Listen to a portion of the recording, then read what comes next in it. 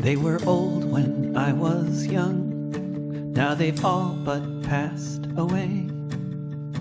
Now it's just a second-hand memory of the day when from all around the world they sailed off to Spain to fight against the fascists, where so many men were slain. Who will recall the days when they all stood side by side, now that the last Lincoln veteran died? Beside Martin Luther King, or in a veterans parade, you could see the men. No? Yeah, we can. Hello. Oh, you can hear me. Wow. What a great turnout. Thank you. So, welcome everyone, and thank you for coming to this wonderful event. We are here at the San Jose Peace and Justice Center. I first would like to introduce Tara McHugh, the coordinator here at the center. Hi, everyone. In front of the mics, please. Oh. In front of the mics, please. All right. Hi, everyone. Can you raise your hand if you've never been to the center before? All right, cool. So welcome. San Jose Peace and Justice Center is a resource center for local community activist organizations. So we offer, the biggest resource that we offer is our space here for meetings and events like this. We also offer AV support, printing and copies for groups that are promoting events, and then we also do outreach. So we promote events via our community calendar, via flyers for our community partner organizations. We were founded in 1957, and that makes us the oldest peace center in California. What am I missing? Oh, bathrooms, if you need them, are down the hall and to the left. I think that's it. Okay, thank you all for coming. Enjoy. Thank you, Tara. So tonight's feature movie is Forever Activists. The film is about 1 hour long. Before the screening, we will hear from Peter Hartzman, and after we will welcome our other speakers, Peter Carroll and Nancy and Len Tsao. We will then open the discussion for Q&A.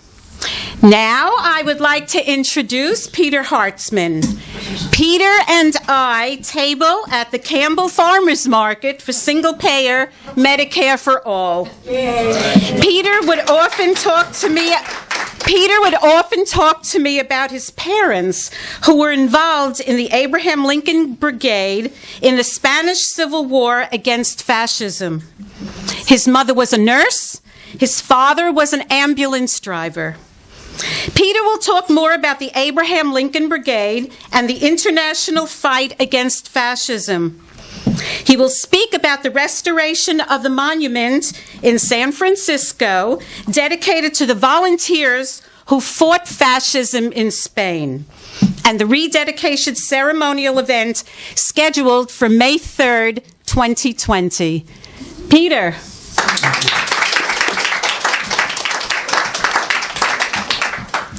First of all, I want to say thank you to the San Jose Peace and Justice Center for sponsoring this event.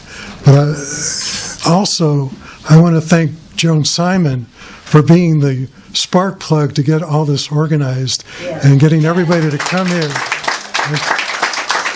So, I mean, without her, this wouldn't have happened. She also makes great buttons. Anyway, right now, I just want to tell you why we're holding this event, and we can talk more later about Spain. But back in 2008, there was a monument dedicated in San Francisco at the end of the Embarcadero in a Market Street next to Justin Herman Plaza, and it was to honor the volunteers, the American volunteers that went to Spain to fight for democracy and to fight for, basically, what's the word for it? Well, basically everything everybody in this room does every day.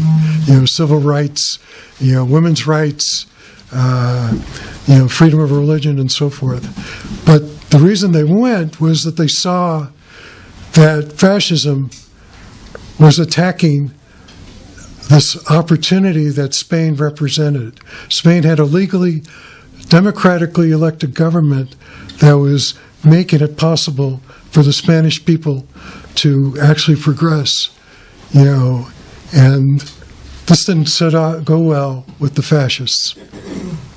Anyway, so this monument was dedicated in 2008. It had a lot of people show up. In fact, even George Shultz showed up at the dedication, which didn't go over too well with the volunteers that were still alive. But unfortunately, the monument didn't weather well because the material was made out of onyx, which is very beautiful, but it didn't react well to San Francisco climate and the salt water coming from the bay. In addition, the city was going through fiscal problems and didn't take care of the monument. So as time went by, the different panels, I don't know whether you had a chance to see the video that was being shown at the beginning, but the different panels sort of disintegrated. And we're able to get it restored, and now there's going to be a rededication ceremony on May 3rd. But besides rededicating the monument, we want to take advantage of the fact that the vets were activists all through their lives, and we want to sort of pass the torch on now to the people in this room and the people all over the Bay Area that are leading social activism, trying to make this a better world. And that's where we in addition to me, Peter Carroll, who's been a driving force and for the Abraham Lincoln Brigade archives, and has always been active and a promoter of the vets activity, is going to speak on the archives. And then Nancy and Len Tsao, who I had the privilege of meeting at a commemoration in Spain in 2006, which was the 70th anniversary of the start of the Civil War. They're going to speak about international volunteers, in particular Asian volunteers that went to Spain. Anyway, I think we should get started with the film. Peter has something to say, and then we get started with the film. Hi, like everybody, I'm delighted to be here. I can't believe what a nice... Judy Montel made this movie starting around 1985. I remember meeting her when she was just beginning, and that's a long time ago. One of the things you'll discover is that it's still relevant, and the same stuff that they talk about, in this movie is still going on.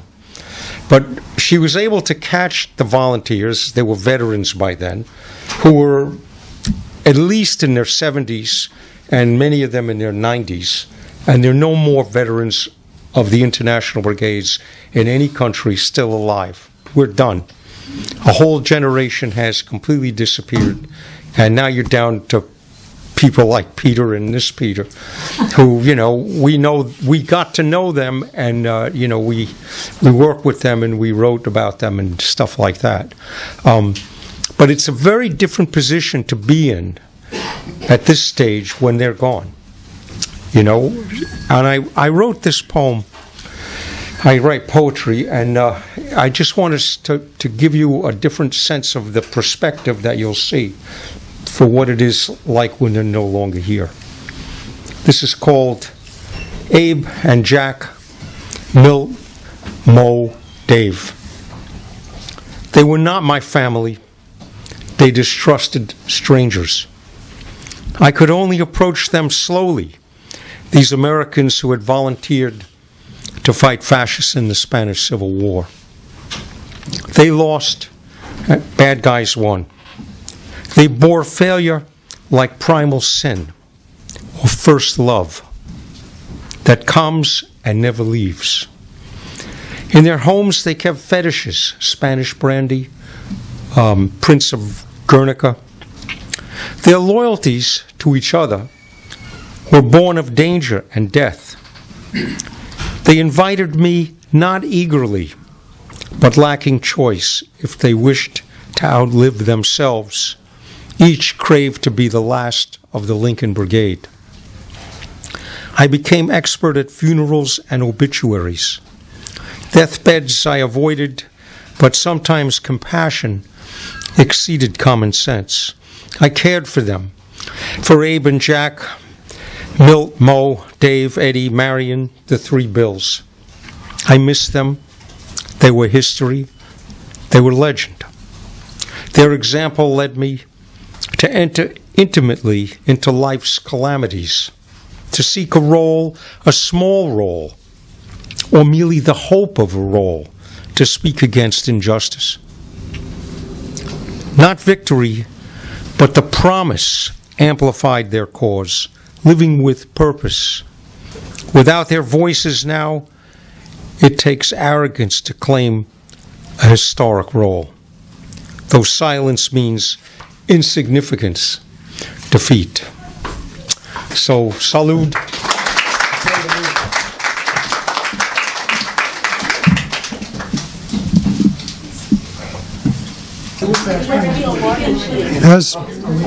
As I said earlier, before the film showed,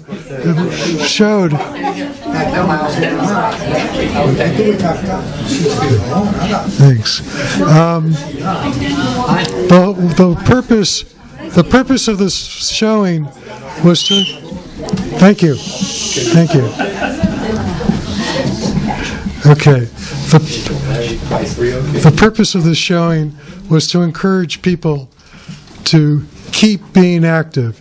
That we had, as the vets demonstrated, in spite of the defeats, they kept having victories. They kept on fighting.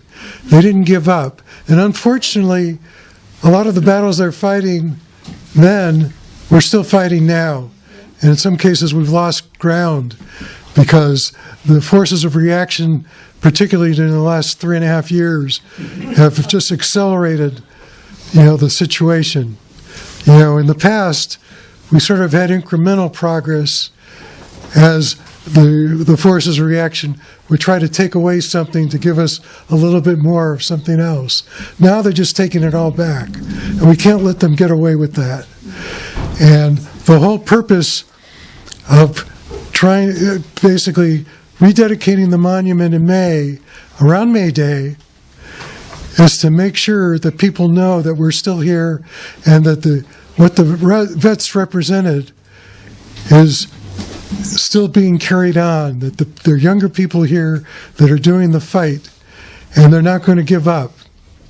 So please keep that in mind. And remember, May 3rd is the day of the rededication up in San Francisco at the monument, and it'll be divided in two parts. There'll be a dedication at the monument itself, and there'll be a march to the IWU hall, where there'll be a gathering of people to talk about what they're currently doing. And what we want people to do is we want current activists to participate in the ceremony, to participate in the march, and then when we get to the IWU hall, to talk about what they're doing. Spend 5 minutes and relate it to what the vets did and how you're carrying on the fight.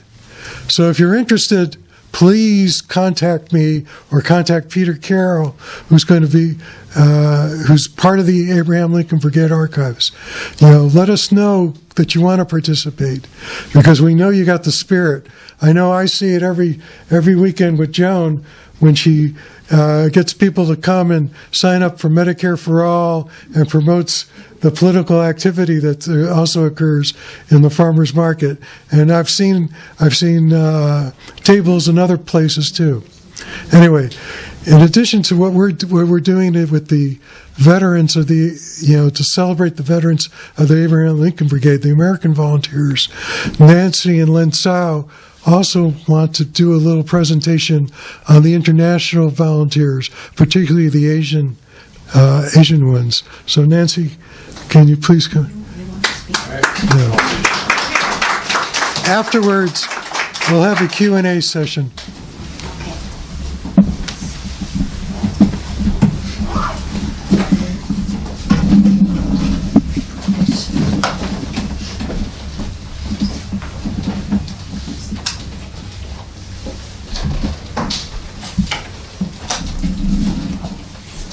My little mouse is out of order, so I have to use my hands to do that.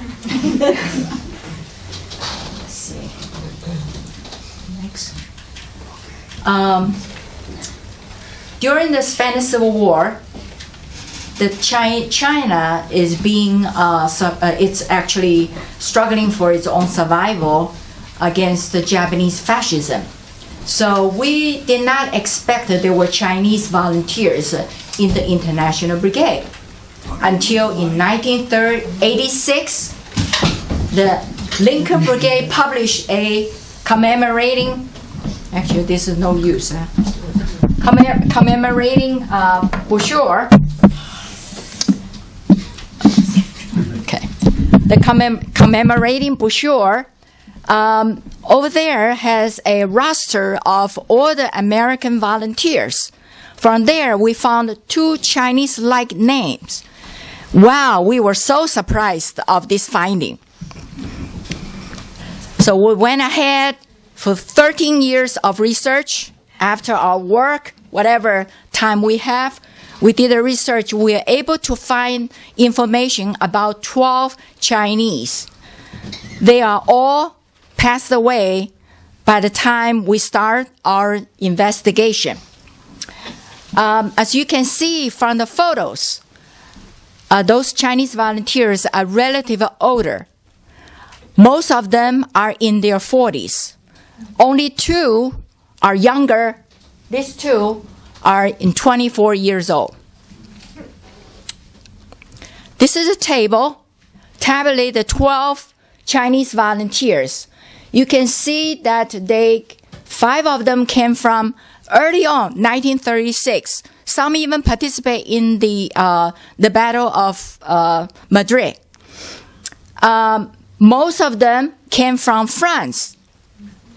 Okay, and particularly there are only 2 from United States. Okay, one is Qi Zhang, the other is Chen Wenrao. Those are the names that we first found from the Lincoln Brigade's brochure. Those are, majority of them are workers, with only 2 intellectuals. One is engineer from United States. The other one is a journalist from Switzerland. So I will describe a little bit of few Chinese volunteers. First of them, Zhang and Liu. Zhang and Liu are contract workers from China. They worked in France during World War I. After the war ended, they remained in France and worked at Renault auto plant in Paris. When they heard about the Spanish Civil War, they volunteered right away to join the International Brigade. They arrived in November 1936. They asked to be a machine gunner, but they were declined because of their age. Instead, they were assigned as stretcher bearers in the 14th Brigade, but that was actually even tougher job for them to do because they have to carry the wounded on the battlefield for a long time, you know. Their bravery was praised as example of all comrades. Here's some example shown in the media in Spain at the time. A lot of articles published in the 14th Brigade magazine and detailing about their bravery actions in rescuing the people. This middle picture is appear quite often in many publications. This shows Liu carrying a wounded soldiers through the ambulance.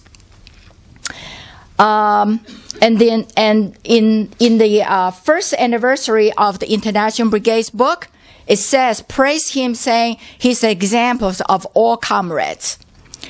The right one is a large photo of Zhang. It was actually on the front cover of Estampa magazines in Madrid. Next, I'm going to talk about Chen Wenrao from New York Chinatown. He was immigrant from China, from Canton province. He works in Chinatown, actually in New York, as a waiter, but he was a dedicated labor organizer. When he heard about the Spanish Civil War, he volunteered, went with the Americans to join the 15th Brigade. In the beginning, he was in the Lincoln Brigade. In June 1937, he was wounded subsequently in Belchite in September 1937. And the last battle he fought was in Gandasa in April 1938, and he was killed. Here is a clip of a film that from Elba that has a short segments about Chen Wenrao. See if I can get it. Yeah. Oops. It's a silent film. This is this is the background of the Mediterranean Sea in Beni Kassim. So he was recuperating from his leg wound from Belchite in Beni Kassim Hospital. The next one I'm going to talk about is Akin Zhang. He was the only person came directly from China. He was a union organizer in Shanghai. He was sought after by the Chinese authority. For fear of his life, he jumped the ship sailing to Europe, and he jumped the ship onto the Spanish land, and he volunteered to join the Asturias minor militia in August 1937. And 2 months later, he was captured by Franco's army, and he was put in prison for at least 6 years. And here's a picture of Akin with the rest of the prisoners in Belchite. And he endures extreme harsh in various prisons, as I listed there, and at least 6 years, as I said before, and we don't know his whereabouts after 1943. So here is another clip of it's actually a propaganda video from Franco to show how well they treat the prisoners. And there's a segment of Akin.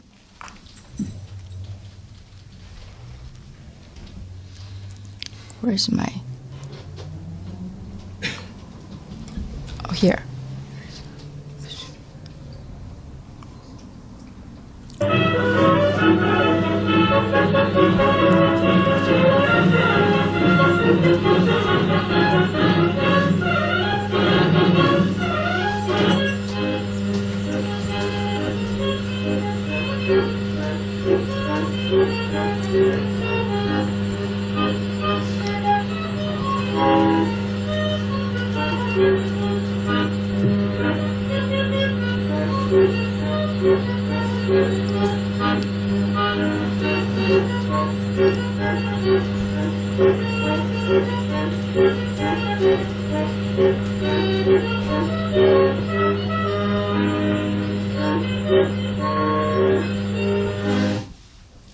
Okay, so that's Akin. Okay, at the request of the Spanish government to withdraw all the foreign fighters from Spain, in the later part of 1938 in order for possibly Germany and Italy will remove their troops. So the International Brigades, they all left Spain to march to France, only to be interned in France. So in various camps. Here is our several Chinese volunteers and one Indonesian volunteers. Indonesian, Chinese, Chinese, Chinese, Chinese, and Chinese. Okay. So they were interned in. Okay, they were interned in Camp de Gurs in the southern part of France. So these people are eventually went to China.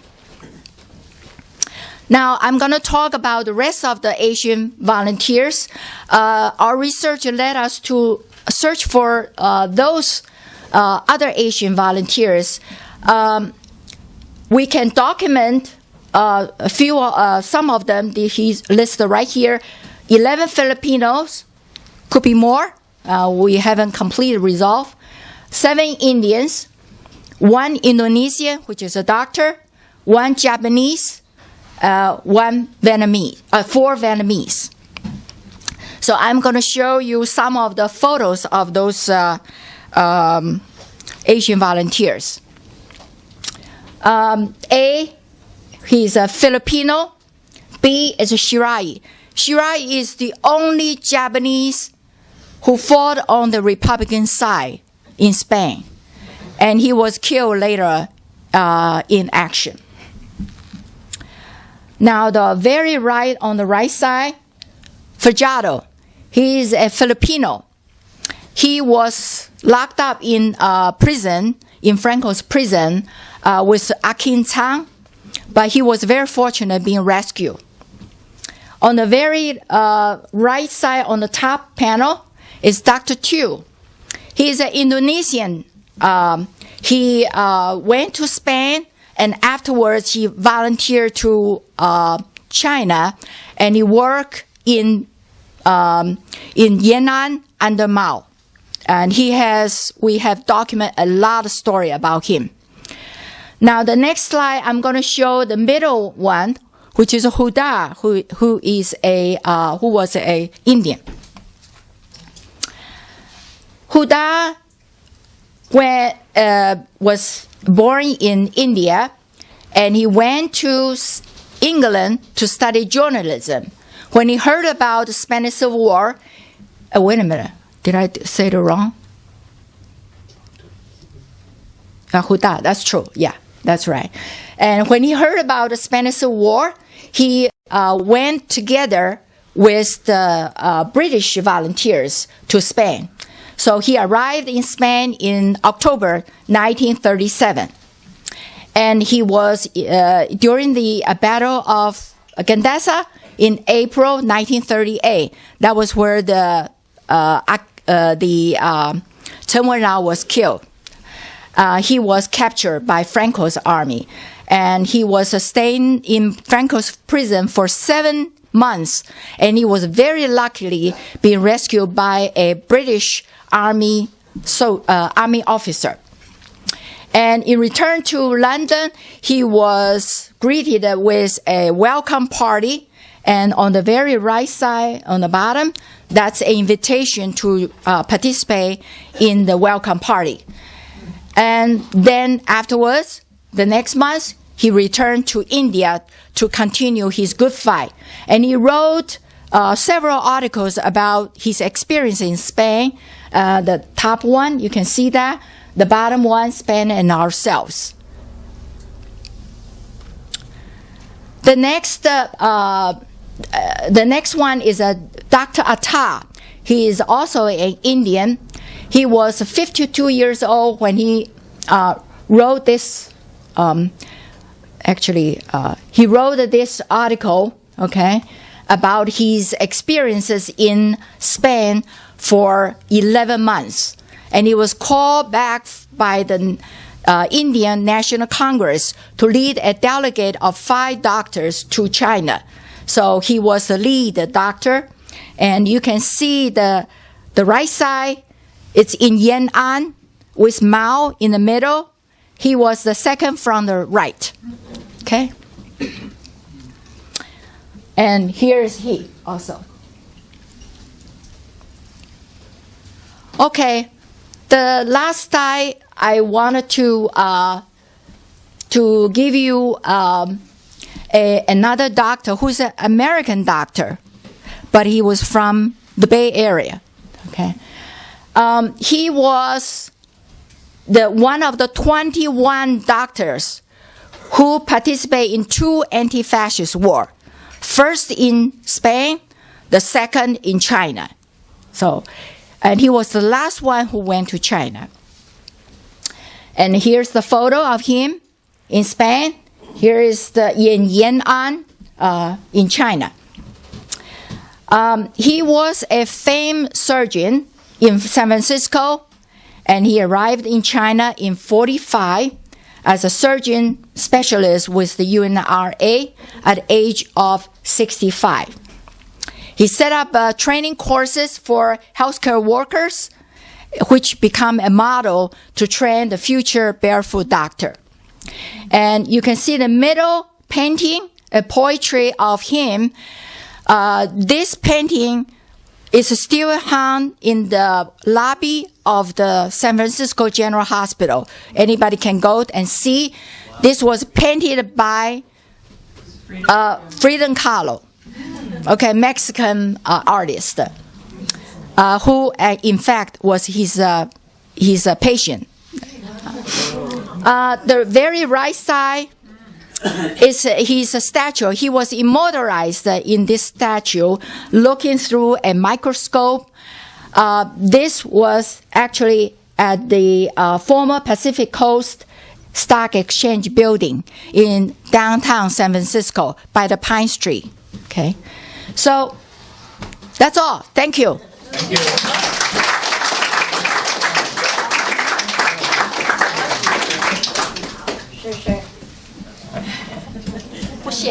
Want to do this together? Okay. Okay, so Behind you the probably mic. have a lot of questions. Behind the mic, please. All right. You're making a film, that's what. Is that why? Yeah. Okay, I got it. I didn't mean to be sarcastic. So do you have, you must have questions. Yes. For Nancy and Len, what sparked your interest initially in the International Brigades? We first seen a film, which you guys may have seen before. It's called The Good Fight, okay, which was made in 1984. And that film is actually talking about the American volunteers in Spain.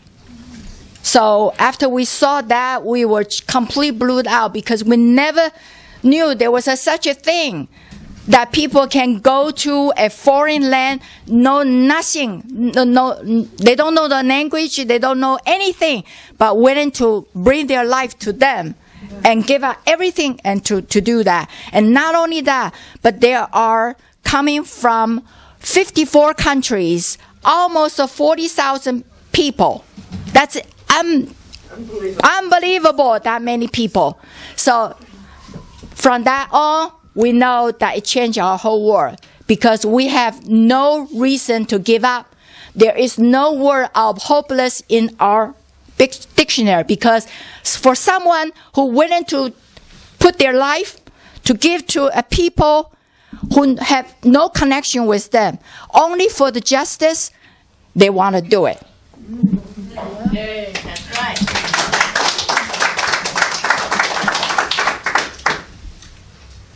Come on, you can't be that shy. Yeah. The total number in, well, first of all, in the film, it mentions the name was the George Washington and Abraham Lincoln Brigades. in the reading that I've done that Peter sent me, it was called the Abraham Lincoln Battalion in some cases. And some cases in the film it's called the as I said, George Washington and Abraham Lincoln Brigade. So the first question is, why the discrepancy? And secondly, was it only members of the Communist Party, or what were the recruiting? How did the brigade recruit? Outside of the All right, Communist Party? good. Okay, first question about the name. Originally, it was the Abraham Lincoln Battalion. All right, a battalion is 400 roughly soldiers. It never got that high. There were a lot of casualties right away. But by around the fourth month that they arrived, the first group arrived in January of 37. By around April and May, there were enough people to form a second battalion, which was called the George Washington Battalion. Okay, they went into battle at Brunetti and they were decimated, and that became merged as the Lincoln Washington Battalion.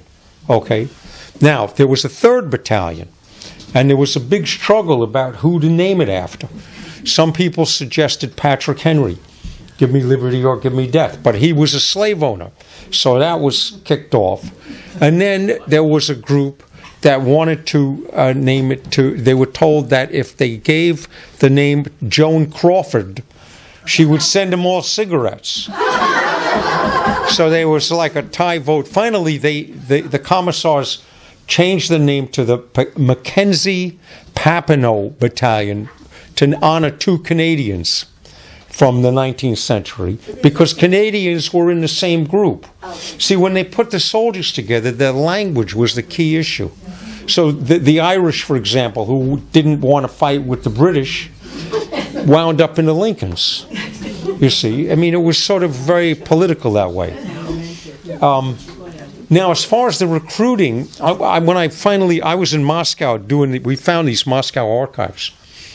It's a long time ago. When I went through the rosters and everything, it appeared that about 70%, roughly, were either in the Communist Party or the Young Communist League or something like that. And the rest of them were, some were socialists, some were Democrats, some were liberals, whatever you call them. They were even probably conservatives. But, so that's the number of communists in the thing. It wasn't exclusively that. Though at the beginning, there were more communists than proportionally when other people, because you couldn't get to Spain. The United States embargoed travel to Spain. Their passports, U.S. passports, were stamped not valid for travel in Spain. Right? This is non-intervention, isolationism, and also the failure to recognize the threat of fascism. Roosevelt later admitted, around 1939, when the Spanish War was over, he said our policy was a terrible mistake, but it was too late by then. So to get to Spain illegally, how do you go about doing it? Well, they could get to Paris okay, and then what? The communists had established, they were an international organization. They had a pipeline. They would take them on a train ride to the south of Spain. When the border was closed, to the south of France, the French border was closed. They had to walk over the Pyrenees Mountains at night, because if they were caught, they'd be arrested. I mean, that was the great ordeal. So these guys went through it. There were some that went by ship from Marseille and got into Spain. But there's a class that the Socialist Party in the United States, the Debs Party, did organize for volunteers. And they got together about 25 guys who got to Paris, and then they didn't know what to do. So they walked over to the Communist Party headquarters in Paris, and they said, here we are. And they wound up, joining the Americans in the Lincoln. Now, brigade is something they call it a brigade because in America, nobody knew what a battalion was from a brigade. So, I mean, that's true. And it became easy because it also, like the nurses and the doctors and things like that, they went with a different group, but they considered themselves part of the same, quote, brigade. You heard all these women there. They weren't in the Lincoln Brigade, per se. They were with the American Committee to Save Spanish Democracy. and various other names that popped up. But it was a way of just lumping them all together to call it the Lincoln Brigade. I think that's, yes. I just want to say something about how many of them were communism. My mother told me, when she was, like a teenager, young adult during this time, she said that everybody who was any kind of an idealist wanted to be a communism. She said she never could join the party because you needed a quarter and she didn't have it. So, I mean, if they were all communists, it's not surprising. But they weren't. They weren't. In fact, it wasn't like that. And some people didn't want to turn over the quarter. It was actually $1 for adults. Because they didn't want to have to be under communist discipline. See, they were totally in the Lincoln Brigade, but they didn't want to put up with the party stuff. The party was a revolving door. Once you were in it, you had to sell newspapers. You had to do a bunch of other stuff. Yeah. Oh, I'm sorry, you scratched. Yeah. So what's the current attitude in Spain towards the war? Towards the war, just like... The Spanish Republic? Well, first of all, it's a really divided issue in Spain. It's a lot like what's in the United States in the sense that it's polarized and has been. There has been, in general, I would say probably, making up numbers, at least half of the young people and probably a majority of young people are anti-Franco. And that it's older people that cling to the Franco mythologies and the advantages of it. They still do not teach the Spanish Civil War in Spanish schools. Not mentioned.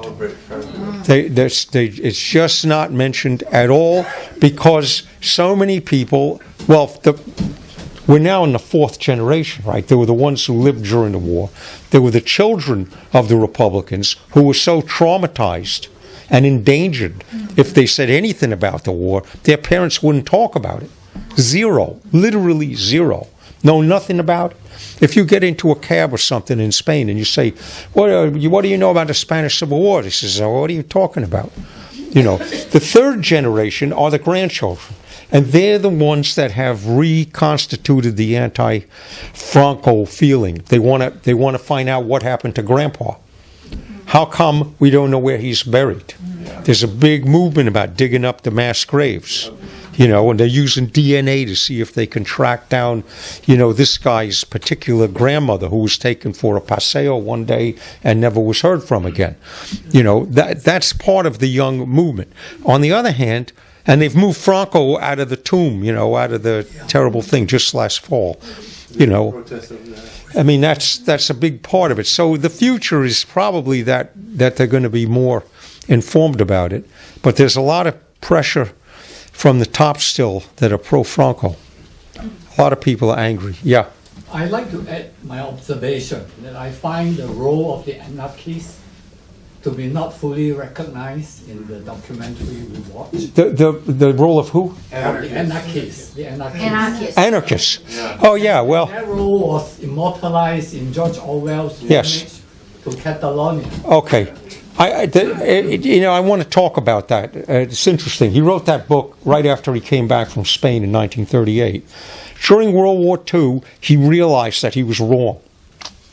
And he wanted his publishers to take those chapters about that are communist to put them in the appendix, but they didn't ever get around to doing it. Because the argument was, if the anarchists had not been put down by the communists, they would have won the Civil War because they never would have quit. That's the argument that he originally made. I don't understand that. Well, in other words, the anarchists were more leftist than the communists were. The communists were conservative. Why? Because Stalin knew that the war was coming, that Germany was the enemy, that if there was any hope to stop Germany, he had to have an alliance with England and France, who were the big powers in Europe.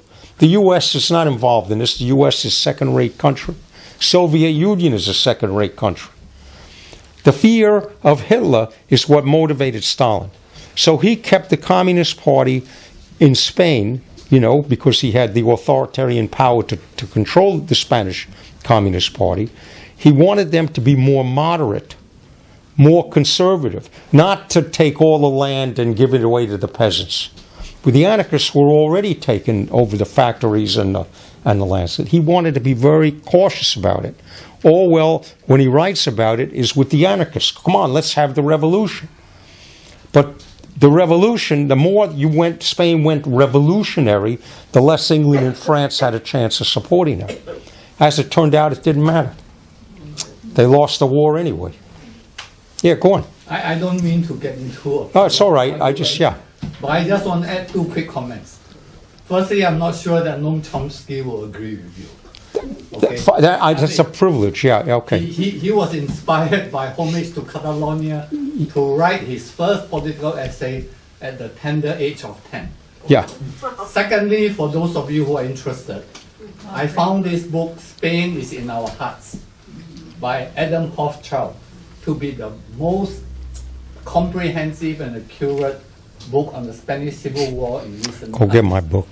And one of his observations in this book is that while Stalin certainly did provide invaluable armament support in terms of arms and weapons for the Republican side, they consisted of an odd assortment of old weapons that the Republicans had great difficulty managing logistically.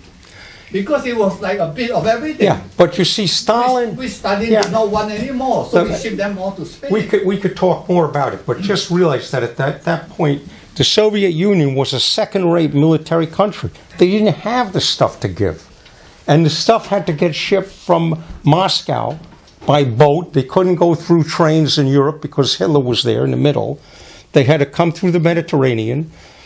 What Hochschild shows in his book is that Mussolini was informed in advance by Texaco Oil Company which ships were coming through, so they torpedoed the ships coming from.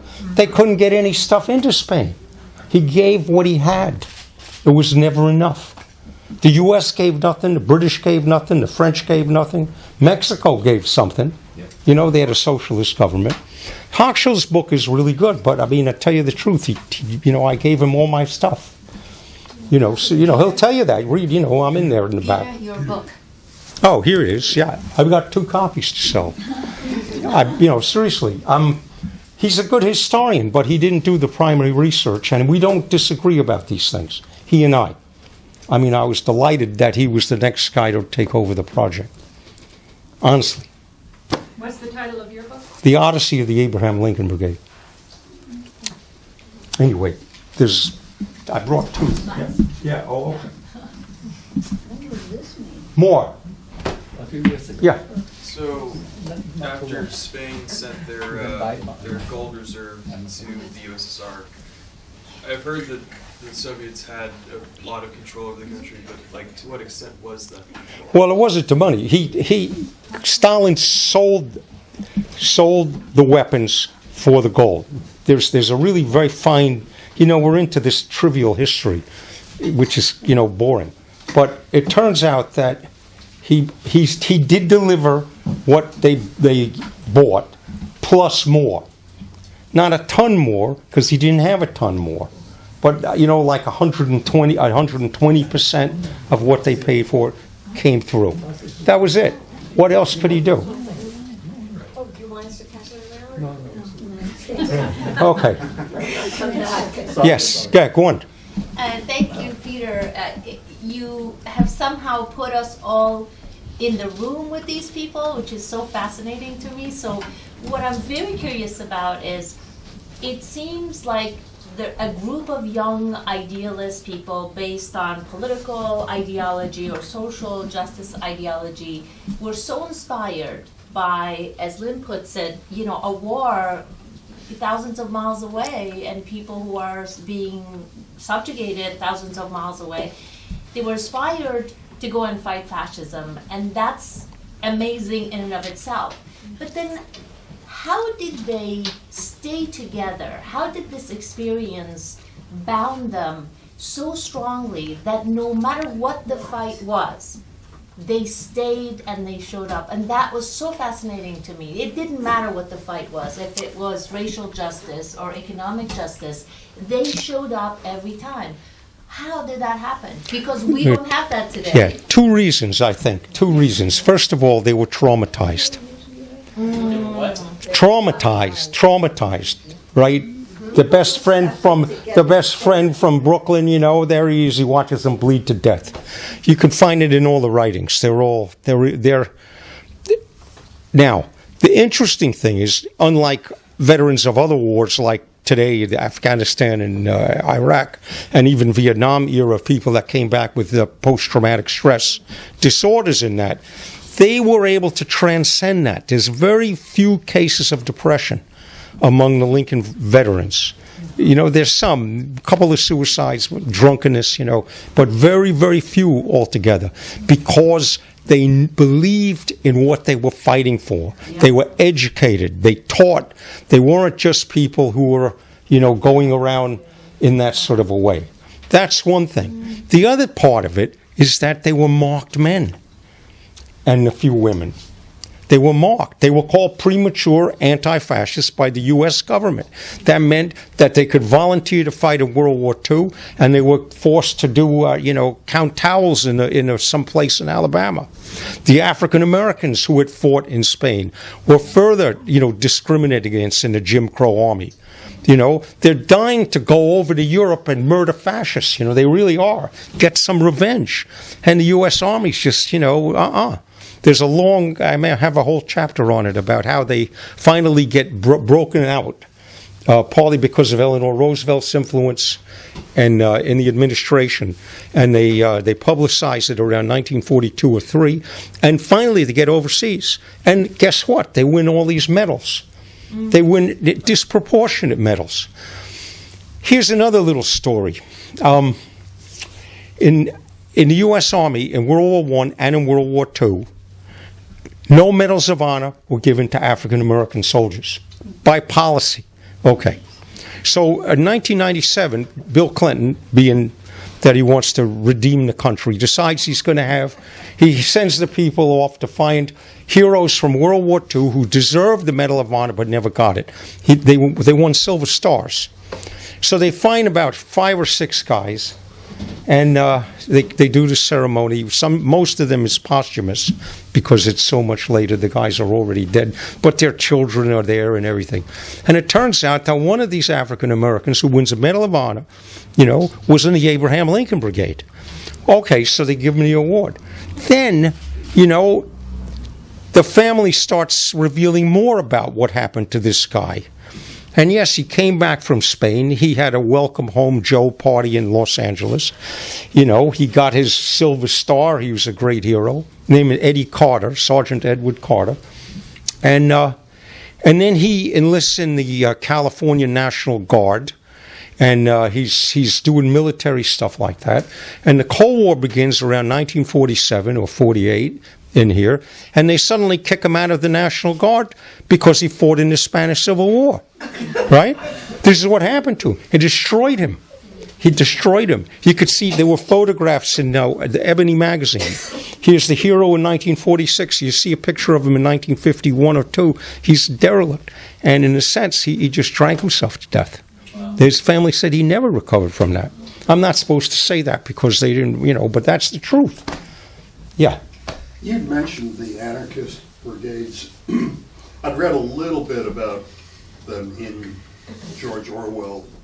But what's the story with them? What can you say about them? Yeah, well, Spain always had an anarchist thing. They didn't come from the Spanish Civil War. They were there before. There were anarchists very strong in Malaga in the south of Spain, and the south of Spain was conquered by Franco from almost day one. So they had no effect. It was in Catalonia where the anarchists were most powerful. They nationalized, whatever you call it. I wouldn't say nationalized. The workers took over the factories. Collectivized. Thank you. And they did it almost immediately, like August of 1936.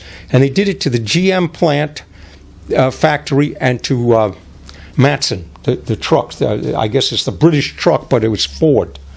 And that alarmed the State Department in the United States to say, this little rebellion is no good.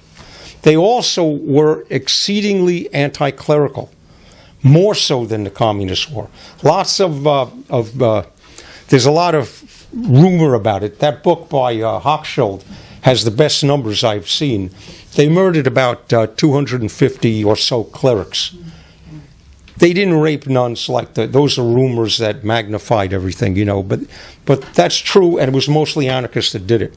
Communists were not. They were under a different discipline than that. They were loose, And the other thing is, of course, anarchists don't believe in government, exactly. So they didn't vote, right? You didn't have an anarchist party. You had groups there, and they were called the uncontrollables. They were in that way. What else? Yeah, back there. Well, another interesting thing, it really shows the internationalism that was in the air. I think partly because of the Russian Revolution and the progress that was made when people were hearing about this. And so another famous internationalist that was in Spain and in China was Dr. Norman Bethune, who was a Canadian, who he was, I think his specialty was like lung, pulmonary. He did blood transfusions. That's right. That's the thing. He sort of perfected the blood. He sort of invented some techniques related to blood transfusions and also getting into the lung. I don't know, like relieving. I forget. Eloisa was the guy with the lungs, but Dr. Eloisa was the lung specialist. But yeah, Bethune did too, I think. But maybe. Anyway, but he also then he went to China and was participated in during the war there against the Japanese in the the late 30s, I think, and was ultimately died there. He died of the. Yeah. There's a movie about Bethune. Actually, there's a feature film. He also wrote a book called The Scalpel and the Sword. Right. Yeah. The interesting thing about blood, by the way, again, just talking about what these guys in Spain, had understood, was that they did transfusions, and whoever did it. They perfected the way of refrigerating blood, so they didn't have to take it from your arm to my arm, but you could deliver it in a glass bottle. The U.S. Army in World War II, the Red Cross in World War II, segregated blood. Okay, that means that white soldiers bled to death because they couldn't get colored blood, and colored. You could laugh, but that's true. And that was part of the humiliation of those African Americans who'd been in Spain. They knew what was going on. They were political. They understood those things. And, there was that, Vaughan Love had great stories about how he said they were based in Britain for a while in World War II with his group, and some white people came along and started, and they took out their weapons and shot them. There were race riots all over the South of the bases in this country, too, over issues like that. Very common. All suppressed. It's not part of the history. Actually, Peter. Yeah, we got to stop. I want to go back to the question you had about why people, as somebody who grew up in an environment, both my parents were that. Could you speak in front of the Yeah. I grew up in that environment. Both my parents were vets. And the woman who made the film that you just saw interviewed my mother at the same time. And she ultimately didn't use the footage for the film, but she gave me a copy of the interview. And in that interview, my mother's asked, well, why did you do this? Why do you keep doing this? And she said, it's because that's the way we were raised. We were raised to do what's right, to think about the common good. And you just don't stop, basically, is what she said. So, and in terms of, the police state, I mean, when I was 10 years old, my mother slammed the door on the FBI. So, and that was when I knew I had an even greater appreciation for what was going on. So, it's, and I sort of grew up with all these people. I mean, I knew them along the way. I worked with the Committee for Democratic Spain when I was in New York. I was going to the post meetings. When I came out to California, I continued. So I've known these people. I knew these people all my life. And it just would seem completely, it wouldn't compute that they would stop doing what they were doing. So I hope that helps. Yeah, I just wanted to make a footnote. Peter sent me some links when he was preparing for this this event, and one of them was to Wikipedia. And I just wanted to point out that Wikipedia refers to the brigade as a mercenary force. Okay, I just wanted, and I would also caution people about Wikipedia in general, because Wikipedia is not what you think it is. But the word mercenary is used to describe the Abraham Lincoln Brigade, and somebody should take that up. With, this is a running thing since Wikipedia, 10 years, there's somebody fixes it and then somebody changes it. Nobody was paid a dime, okay? And most of them paid their own way to get to Spain, who could afford it. If they couldn't afford it, it was the Spanish government that subsidized the money. Yes?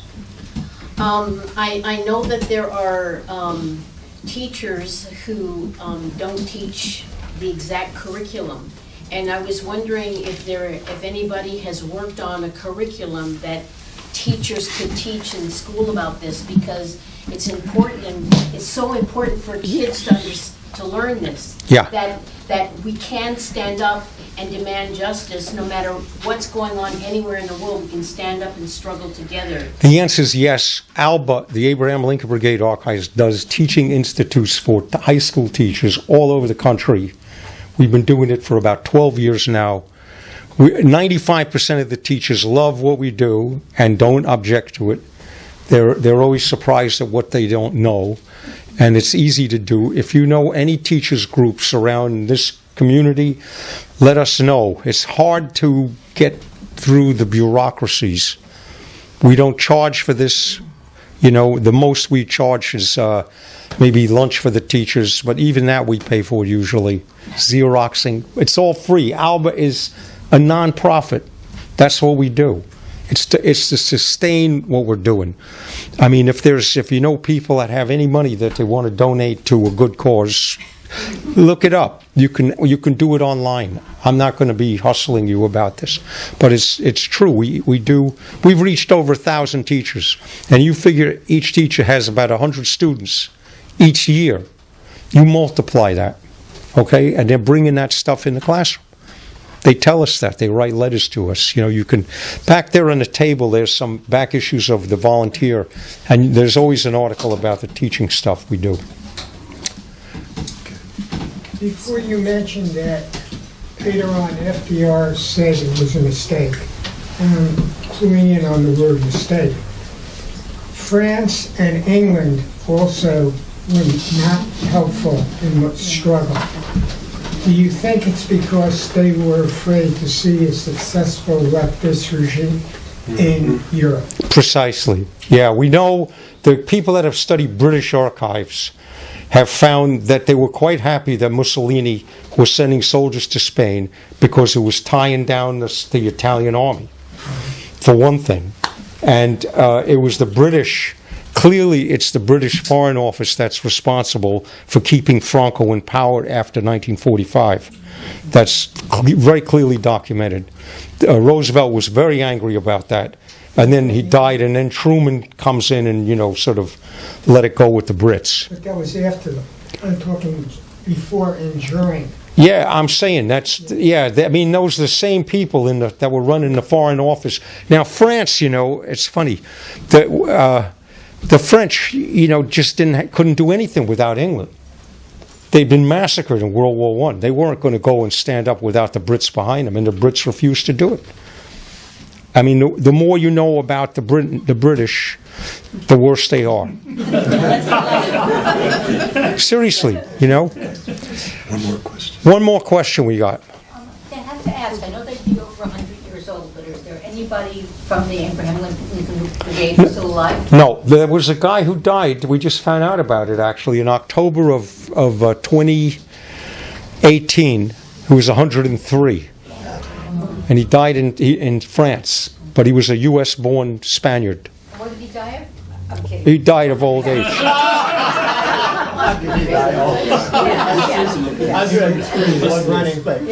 So we got to catch a train, to go back home. Now there's a couple books, like I said before, and thank you. You guys are great.